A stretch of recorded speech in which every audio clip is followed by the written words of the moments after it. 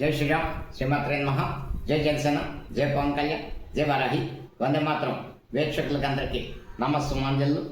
Natasekhar super star Krishna గారి కుటుంబ సభ్యులకు, ఆయన అభిమానులకు, ప్రిన్స్ మహేష్ బాబు గారి అభిమానులకు సూపర్ స్టార్ కృష్ణ గారి జయంతి శుభాకాంక్షలు.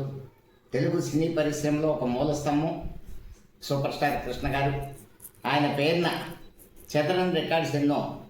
తొలి కలర్ సినిమా, తొలి సినిమాస్కోప్, తొలి 70mm, అలాగే తొలి జేమ్స్ బాండ్ సినిమా, తొలి కౌబాయ్ సినిమా, ఇలా ఎన్నో రికార్డులకి రారాజు సూపర్ స్టార్ కృష్ణ గారు.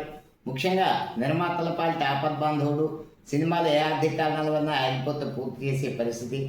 ఎన్నో సమున్నతమైన చిత్రాల్లో ఒక అల్లూరి సీతారామరాజు కానీ, ఈనాడు కానీ, ఇంకా ఎన్నెన్నో సినిమాల్లో జనాలను అల్లరించిన వ్యక్తి. 300 పైగా చిత్రాల్లో తన ఉనికిని చాటుకున్న సూపర్ స్టార్ కృష్ణ గారి ఆశీస్సులు తెలుగు సినీ పరిశ్రమకి ఎప్పుడూ ఉండాలని కోరుకున్నాం.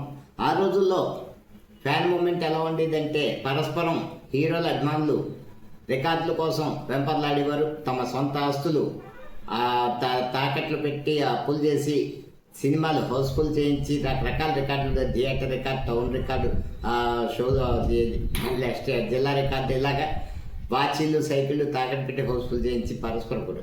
కానీ అప్పటికెప్పటికి పరిస్థితి మారింది ఏంటంటే, ఇప్పుడు పెట్టుబడి లేదు. అభిమానుల ముసుగులో ఒక హీరో సినిమా రిలీజ్ అయితే మిగిలిన అందరూ కలిసి ఆ సినిమాని చంపేయడం.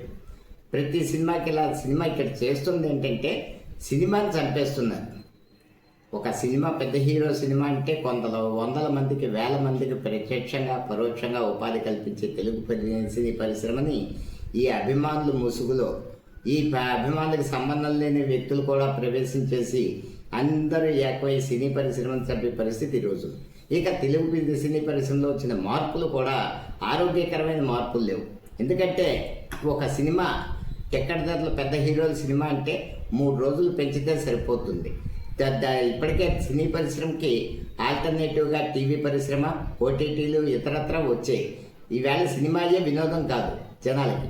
కాబట్టి జనాలకి చెరువులో సినిమా పరిశ్రమ ఉండాలంటే మొదటి 3 రోజులు టికెట్ రేట్లు పెంచి మిగిలిన రోజు మామూలు రేట్లు ఉంటే రిపీట్ ఫ్యామిలీస్ థియేటర్స్కి రావడానికి అవకాశం ఉంటుంది. అదే సందర్భంలో థియేటర్లకి ప్రేక్షకుల్ని, ఫ్యామిలీ ఆడియన్స్ని దూరం చేసిన మరొక అంశం క్యాంటీన్ రేట్లు. అధికమైన క్యాంటీన్ రేట్ల వల్ల ఫ్యామిలీ ఆడియన్స్ థియేటర్లు ఎప్పుడో ఒక్కసారి, పుష్కరానికి ఒకసారి అన్నట్టు మన శంకరవర ప్రసాద్ గారి సినిమాకి, అన్నయ్య సినిమాకి రిపీటెడ్ ఆడియన్స్ ఫ్యామిలీస్ ఎక్కువగా రావడం వల్ల ఆ కలెక్షన్స్ వచ్చాయి. ప్రతిసారి సాధ్యం కాదు. ఇకపోతే పెద్ద సినిమాలు, పూర్వం ఆ రోజుల్లో ఒక హీరో సంవత్సరానికి 12, 13, 15 సినిమాలు చేసేవారు. ఎన్టీఆర్ కానీ, ఏఎన్ఆర్ కానీ, కృష్ణ గారు, చిరంజీవి గారు అత్యధికం 3 షిఫ్ట్లు పనిచేసి చేసేవారు. ఆ రోజుల్లో ఒకే రోజుని ఒక నెలలో 2 సినిమాలు కూడా రిలీజ్ అయిన సందర్భాలు కృష్ణ గారికి, చిరంజీవి గారికి ఉన్నాయి. అటువంటి పరిస్థితి నుండి ఈరోజు ఒక హీరో 3 సంవత్సరాలు, 4 సంవత్సరాలు సినిమా చేసే పరిస్థితి రావడానికి కారణం ఏంటంటే, bounded script, planning, production planning ఏదీ లేకుండా కేవలం ఓ సినిమా మీద 4 సంవత్సరాలు గడిపి ఇవాళకి ఒక డైరెక్టర్ సినిమా తీసి ఖాళీగా ఉండిపోయిన డైరెక్టర్, పెద్ద డైరెక్టర్ త్రివిక్రమ్ శ్రీనివాస్ కానీ, సుకుమార్ కానీ, ఇటువంటి డైరెక్టర్స్ అందరూ కూడా తమ విలువైన కాలాన్ని వృధా చేసి సినిమాల సంఖ్య తగ్గించి, దీనివల్ల ఏంటంటే ప్రొడక్షన్ కాస్ట్ పెరిగిపోయింది.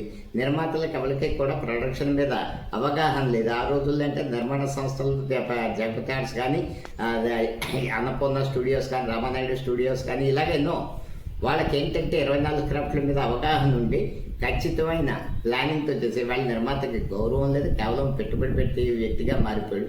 నెక్స్ట్ హీరోలకు కానీ, ఈ డైరెక్టర్స్కి కానీ, ఇతరత్ర అందరికీ కూడా సెలబ్రిటీ హోదా వచ్చాడు. చుట్టూ భజన బ్యాచ్ చేయడం, వీళ్ళతో ఇదవ్వడం కానీ, సినీ పరిశ్రమ ఏదైనా సరే ఒక సంవత్సరంలో ముందు పక్కా షెడ్యూల్తో ప్లానింగ్ చేసుకుని, ముందు కావాల్సిన స్క్రిప్ట్ రెడీ చేసుకుని, కావాల్సిన సెట్స్ అన్ని రెడీ చేసుకుని అప్పుడు షూటింగ్ స్టార్ట్ చేస్తే, ఏదైతే 3 సంవత్సరాలు మీరు తీసారో సినిమా ఒక సంవత్సరంలో తీయొచ్చు. దానివల్ల కాస్ట్ ప్రొడక్షన్ తగ్గుతుంది, దానివల్ల లాభాలు వస్తాయి. ఈవేళ పెట్టిన పెట్టుబడి గ్యారంటీ.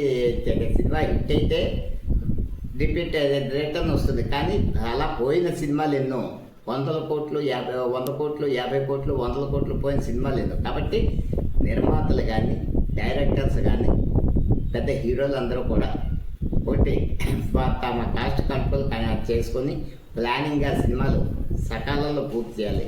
ఇక ఒక ఉదాహరణ చెప్తున్నా, జగదేక వీడు అతిలో సుందర్లో కొరియోగ్రాఫర్ రాలేదు. ఆ టైం కమ్యూనికేషన్ వ్యవస్థ ఉండేది కాదు. రాకపోతే శ్రీదేవి గారి కాల్ షీట్ అయిపోతుంది.